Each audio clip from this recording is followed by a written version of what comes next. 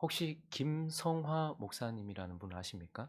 혹시 김성화 목사님의 간증을 들어보신 적이 있으신지 모르겠습니다. 이분이 김성화라는 이름으로 목사님이 되시기 전에는 해경이라는 본명으로 스님이셨습니다. 근데 이분이 뭐 여러 가지 우여곡절, 뭐 경제사범 이런 걸로 감옥에 가게 되셨는데 거기에서 이제 성경을 읽고 뭐 이렇게 하다가 예수를 영접하게 되신 이야기예요.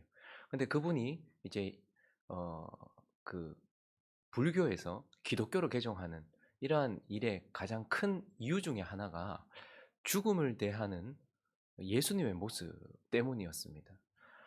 한 마을에 그 이야기 아시죠? 한 마을에 과부가 있었는데 그 과부가 하나밖에 없는 아들이 죽은 거예요. 그래서 그 과부가 너무 슬퍼 가지고 석가모니에게 와서 석가모니에게 울면서 애원을 합니다. "내 아들 하나밖에 없는 아들을 하나 살려 달라고. 좀 꼭 살려 달라고." 이렇게 애원을 하니까 이 석가모니가 동네에 들어가서 지금 우리가 살고 있는 그 동네에 들어가서 3대 가운데 죽음을 보지 않은 집에 들어가서 쌀을 조금 얻어 가지고 그것으로 죽을 끓여서 죽은 아이에게 먹이면 아이가 살아날 것이다. 이렇게 이야기를 해 줬어요. 그래서 이 엄마가 이 과부가 얼마나 기뻐 가지고 동네에 이제 다니기 시작합니다. 3대 가운데 죽음을 보지 않은 집을 막 돌아다니고 하루 종일 돌아다녀서 쌀을 좀 얻어서 그 집에서 얻어서 이제 아들 먹이려고 그렇게 살리려고 그렇게 했는데 하루 종일 밤이 새도록 돌아다녀도 있습니까 없습니까? 3대 가운데 죽음을 보지 않은 집이 있습니까 없습니까? 없는 거예요. 너무 슬퍼 가지고 또다시 낭망하여서 석가모니에게 찾아옵니다. "제가 하루 종일 돌아다녀 보고 아무리 뒤져봐도 죽음을 보지 않은 집이 없습니다." 이렇게 얘기했을 때 석가모니가 그 과부에게 자매요. "생즉필멸. 죽음을 난 자가 죽음을 면하는 자가 어디 있느냐. 받아들이시오." 이렇게 이제 말했다라는 것이죠. 그런데 성경을 쭉 읽다 보니까 똑같은 이야기가 성경에 나오더라는 거예요. 한 과부가 있었는데 하나밖에 없는 아들이 죽었어요. 관을 메고 이제 장례행렬이 쭉 오는데 그 앞에 석가모니가 섰던 것처럼 예수 그리스도께서 앞에 서신 거예요. 근데 예수님 뭐라고 말씀하십니까? 생자필멸이라고 말씀 안 하세요. 그 장례행렬을 세우시고 관에 손을 대시고 "청년아 일어나라."라고 말씀하셨어요. 그래서 그 과부의 아들을 살리신 이야기를 보면서 '아 이게 진리다. 죽음을 대하는 이분이 진짜 하나님이다.'라는 것을 깨달았다라고 하죠. 오늘 본문에는 요한복음에 나오는 7가지 표적 가운데 이제 마지막 표적 나사로를 살리는 표적의 이야기가 기록되어 있습니다. 이것은 죽음 앞에 서 있는 예수 그리스도의 모습을 우리에게 보여주고 있고 이 죽음을 대하시는 예수 그리스도를 우리에게 죽음 앞에서 예수는 누구이신가를 우리에게 명확하게 보여주는 영광스러운 본문입니다.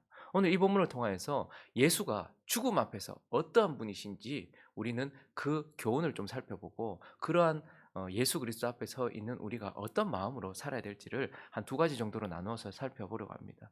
죽음 앞에 선 예수 그리스도. 그분은 어떤 분이십니까? 그분은 다시 사시는 분이다라고 말씀하고 있습니다. 오늘 이 나사로라는 예수께서 사랑하시던 자가 죽었습니다. 그런데 그 죽은 나사로 앞에 나사로의 죽음 앞에 나사로의 무덤 앞에서 예수님께서 보이신 첫 번째 반응은 무엇인가 하면 34절과 35절을 한번 읽어 볼까요? 34절과 35절을 읽습니다. 시작. 이르시되 그를 어디 두었느냐 이르되 주여 와서 보옵소서 하니 예수께서 눈물을 흘리시더라. 죽음을 대하시는 예수님. 지금 어떤 반응을 보이십니까? 그분이 울었다라고 말합니다. 예수는 왜 나사로의 무덤 앞에서 울었을까요? 나사로의 죽음 앞에서 울었을까요? 먼저는 아마 이 죄의 영향력, 이 죄의 결과의 비참함을 명확하게 보셨기 때문이겠죠.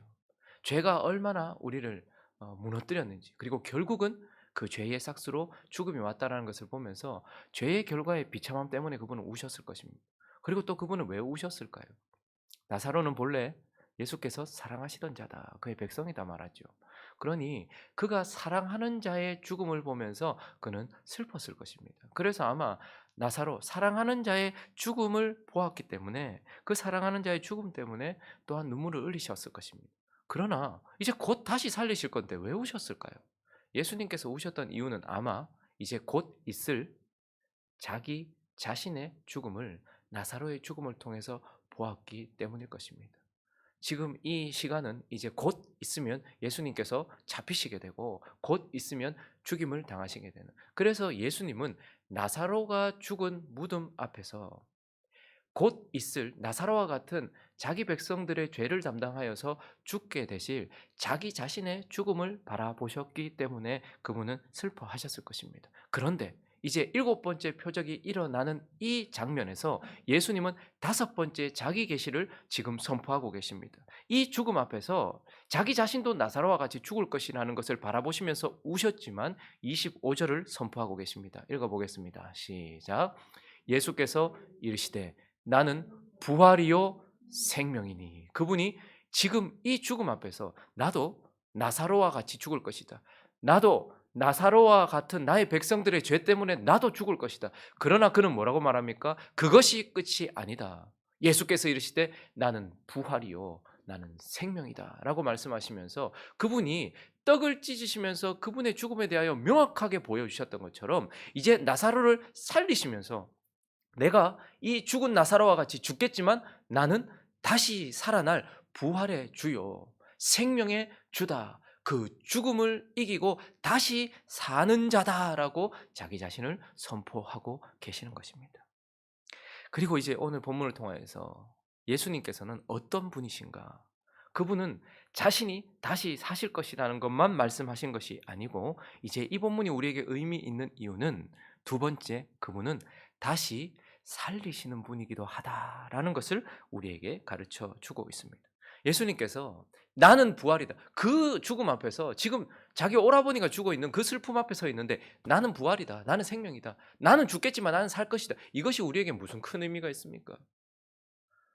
물론 우리 주님이 다시 사신다는 것이 우리에게는 큰 소망이고 희망이겠죠. 그러나 그분의 다시 사심이 결국 무엇을 상징하는가 하면 내가 다시 살 것이요 나는 너희도 다시 살릴 것이다. 내가 사랑하는 자들을 다시 살릴 것이다 라고 말씀하시는 거예요. 그래서 23절을 읽어볼까요? 23절 읽습니다. 시작. 예수께서 이르시되 네 오라비가 다시 살아나.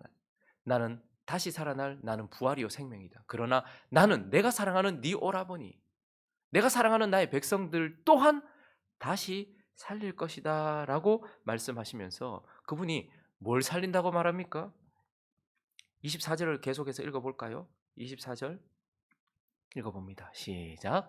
마르다가 이르되 마지막 날 부활 때에는 다시 살아날 줄을 내가 아나이다. 예수님은 자기가 사랑하는 자를 다시 살리시는 분이에요. 근데 무엇을요? 마지막 날. 예수님은 이후에 죽은 몸을 다시 살리시는 분이다라고 우리에게 말씀해주고 있고 이 마르다의 고백을 통하여서 주님께서 그것에 대하여서 우리에게 가르쳐주고 있어요. 예수님은요, 그가 사랑하는 자기 백성들을 어떻게 해요? 후에 마지막 날에 죽은 몸을 다시 살리시는 분이다라고 우리에게 가르쳐주고 있죠. 그러나 진짜 주님이 오늘 이 나사로의 죽음을 통해서 우리에게 하고 싶으신 말은 이후에 죽은 우리의 몸을 살리시는 분이기도 하지만 23절을 다시 한번 읽어보면 예수께서 이렇게 말씀하셨습니다. 예수께서 이르시되 네 오라비가 다시 살아나리라. 그때에 우리가 아는 것처럼 마르다의 고백처럼 마지막 날 그의 죽은 몸이 다시 일어날 것입니다 라는 것 또한 여기 포함되어 있지만 예수께서 여기서 네 오라비가 다시 살아나리라 라는 것은 지금 현재의 우리에게 주시는 말씀이기도 하다는 것. 그래서 26절을 읽어보겠습니다. 예수께서는 이후에 죽은 우리의 몸을 살리시는 분이기도 하지만 읽습니다. 시작. 무릇 살아서 나를 믿는 자는 영원히 죽지 아니하리니 이것을 네가 믿느냐. 살아있는 우리가 살아있을 때에도 나를 믿는 자는 어떻게 된다고요? 영원히 죽지 아니하리라. 그러므로 예수는 후에 죽은 우리의 몸을 살리시는 분이기도 하지만 지금 죽은 우리의 영을 살리시는 분이다라고 말씀하는 거예요. 사람이 죄를 짓고 죽었을 때 가장 먼저 죽임을 당했던 것은 우리의 영입니다. 그리고 그 마음이 그리고 그 몸이 점점 죽어가다가 결국 몸의 죽음까지 우리가 보게 되죠. 근데 주님은 우리가 살아서 주님을 믿는다면 너희 죽었던 영이 어떻게 된다는 거예요? 지금 살아날 것이다.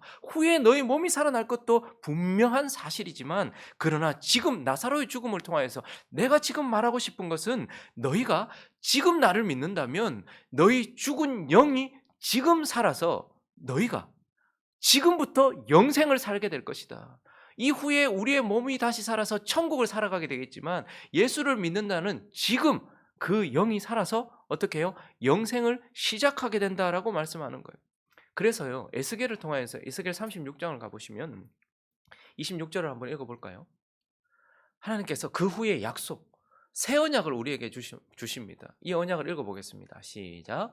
또 새 영을 너희 속에 두고 새 마음을 너희에게 주되 너희 육신에서 굳은 마음을 제거하고 부드러운 마음을 주고. 이후에 어떤 날 예수 그리스도께서 죽으시고 예수 그리스도께서 다시 사셔서 첫 열매가 되고 난 이후에 예수께서 어떻게 하실 것이라면 나를 믿는 자, 내가 사랑하는 모든 자에게 어떻게 한다는 거예요? 새 영을 너희 속에 준다는 거예요. 우리의 영은 죽었습니다. 우리의 영은 낡았습니다.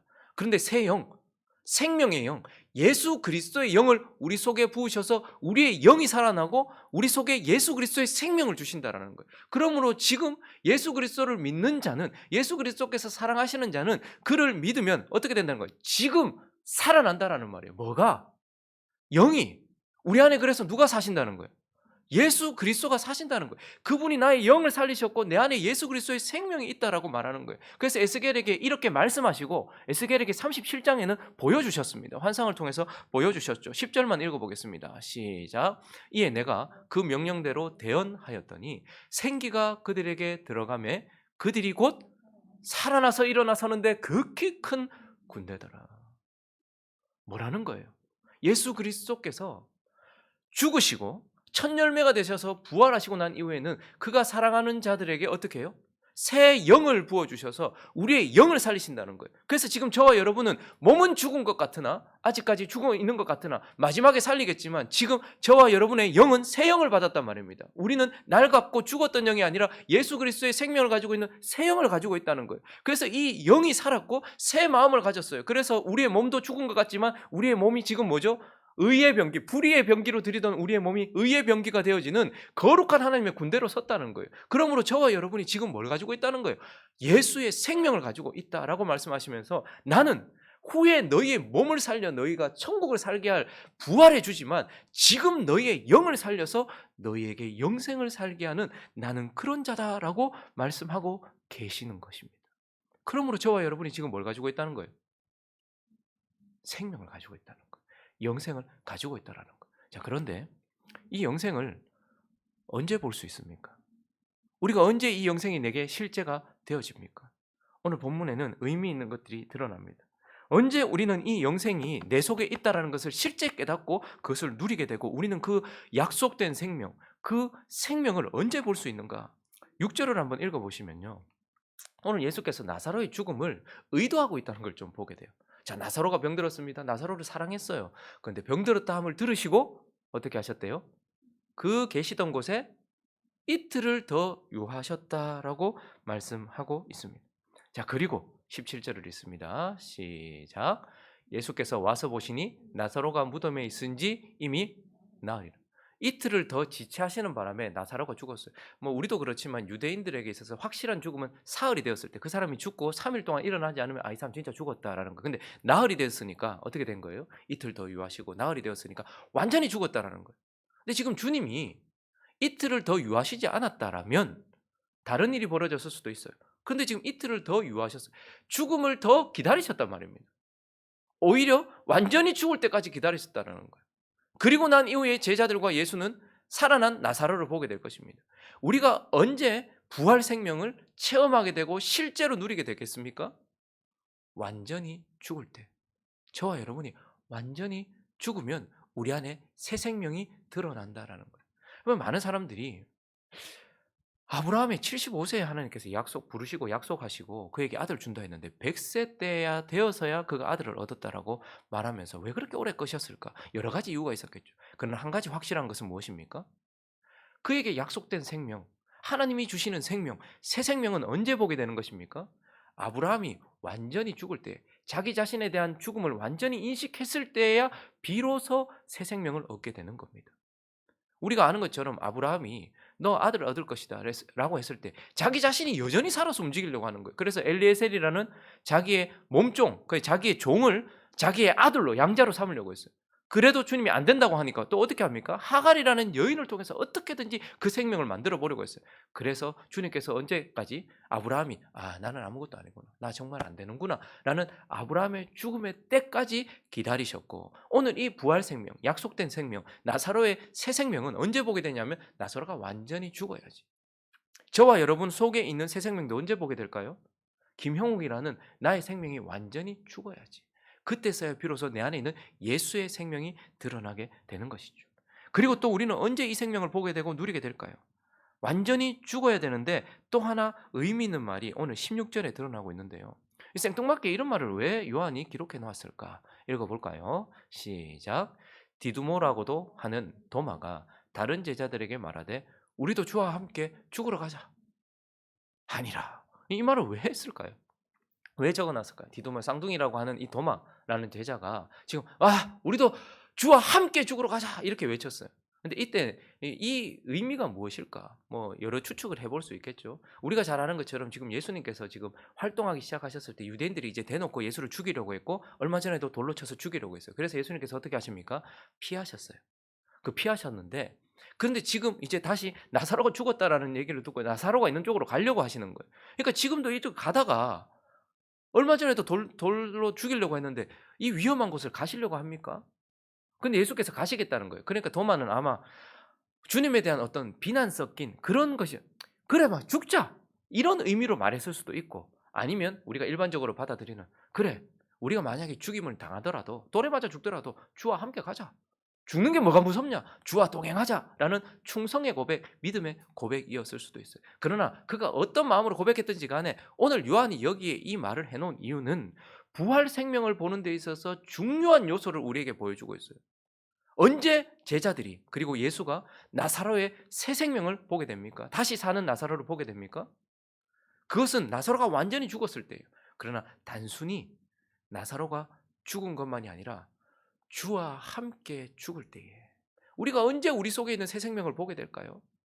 그것은 우리가 완전히 예수 그리스도가 함께 죽었을 때야 비로소 우리 속에 있는 예수의 생명을 우리는 보게 되고 그것의 실제를 누리게 된다라는 것입니다. 그래서 우리가 잘 아는 갈라디아 2장 20절은 이렇게 말하고 있는데요. 같이 한번 읽어볼까요? 시작. 내가 그리스도와 함께 십자가에 못 박혔네. 내가 십자가에 못 박혀 죽었어요. 그런데 어떻게 해요? 예수와 함께 죽었나니 그런즉 이제는 내가 사는 것이 아니요 오직 내 안에 그리스도께서 사시는 것이라. 이제 내가 육체 가운데 사는 것은 나를 사랑하사 나를 위하여 자기 자신을 버리신 하나님의 아들을 믿는 믿음 안에서 사는 것이라. 우리가 언제 내 속에 주신 새 생명, 지금 네가 살아날 것이다, 지금 네가 살아있다라는 그 새 생명을 언제 확실하게 보게 될까요? 우리가 예수 그리스도와 함께 나 자신이 완전히 죽으면, 나의 죽음을 완전한 것으로 받아들이면, 예수와 함께 내가 죽으면 이렇게 죄 짓던 나, 내 마음대로 살던 나, 이러한 모습으로 살던 나, 내가 죽었다라는 것을 완전히 믿음으로 고백하면서 나 자신이 예수와 함께 죽으면, 살리는 건 누가 하는 거예요? 예수도 십자가에서 자기 자신을 완전히 내어놓고 죽으셨습니다. 그랬더니 누가 살리는 거예요? 하나님이 살리는 거예요. 죽는 건 우리가 하는 것입니다. 우리가 나의 모든 것들을 죽음으로 넘겨요. 그러면 내 속에서 예수가 사시는 놀라운 역사가 일어날 것이다 라고 말씀하시면서, 예수 그리스도는 다시 사시는 분, 죽음을 이기시고 다시 사시는 분, 그리고 예수 그리스도는 자기가 사랑하는 자들을 다시 살리시는 분이다라고 우리에게 선포해 주고 계십니다. 말씀을 정리하겠습니다. 오늘 이 나사로의 죽음을 의도하신 것이다. 그분이 반드시 어떤 목적을 가지고서 지금 이것을 기록했다라는 거예요. 그 의도가 무엇입니까? 4절을 읽어보겠습니다. 마지막 4절, 마지막으로 4절을 읽어볼까요? 시작. 예수께서 들으시고 이르시되 이 병은 죽을 병이 아니라 하나님의 영광을 위함이요 하나님의 아들이 이로 말미암아 영광을 받게 하려 함이냐 하시더라. 하나님의 영광과 하나님의 아들 예수 그리스도의 영광을 위한 것, 이 죽음, 이 병이 그것이다라고 말합니다. 그래서 주님은 이 나사로의 죽음, 이 병에 걸려서 죽은 죽음을 통하여서 그분의 영광을 드러내셨습니다. 어떤 영광이요? 나사로와 같이 사랑하는 자들을 위하여 예수 그리스도께서 죽으시겠지만 그러나 그분은 죽음을 이기시고 다시 사시는 분이다라는 자신의 영광을 드러내십니다. 그리고요. 예수 그리스도는 자기가 사랑하는 자들을 마지막 날 후에 그의 몸을 다시 살리실 분이다라는 것을 드러내면서 그분의 영광을 드러내십니다. 그리고 또 그분은요. 지금 그를 믿는 모든 자들의 영을 새 영을 주고 예수 그리스도의 생명을 주어서 다시 살리는 분이다라고 그분의 영광을 드러내십니다. 그래서요. 예수 그리스도는 죽으시고 이 땅에서 죽으시고 다시 사시는 분이고 우리에게 생명을 주셔서 우리 안에서도 부활하시는 분이다라고 말씀하는 거예요. 그러므로 그분이 다시 사신다라는 이 두 가지 측면, 그분은 이 땅에서 죽으셨다가 다시 부활하셨어요. 그리고요, 우리 안에 생명을 주셔서 우리 안에도 다시 부활하시는 분이다라고 자기 자신의 영광을 드러내시는 것입니다. 오늘 이 아침에 그분이 2000여 년 전에 죽으시고 다시 사신 영광의 주인 줄 믿습니다. 그런데 지금 그분을 믿는 우리 안에 예수 그리스도가 다시 사셔서 오늘 우리가 찬양했던 것처럼 살아 계신 주, 지금 내 안에 살아 계셔서 나를 통치하고 있고 나는 하나님의 나라를 살고 있어요. 그래서 나는 내가 주관되어지지 않고 내 안에 새 생명 되신 예수 그리스도를 따라 움직이고 있는 하나님의 나라를 살고 있고 영생을 살고 있다는 것을 확인하시면서 하나님의 백성답게 살아가고 그분의 영광을 드러내는 삶, 우리 속에 예수가 다시 사신 삶 살아가는 저와 여러분 되시기를 예수 그리스도의 이름으로 축원합니다.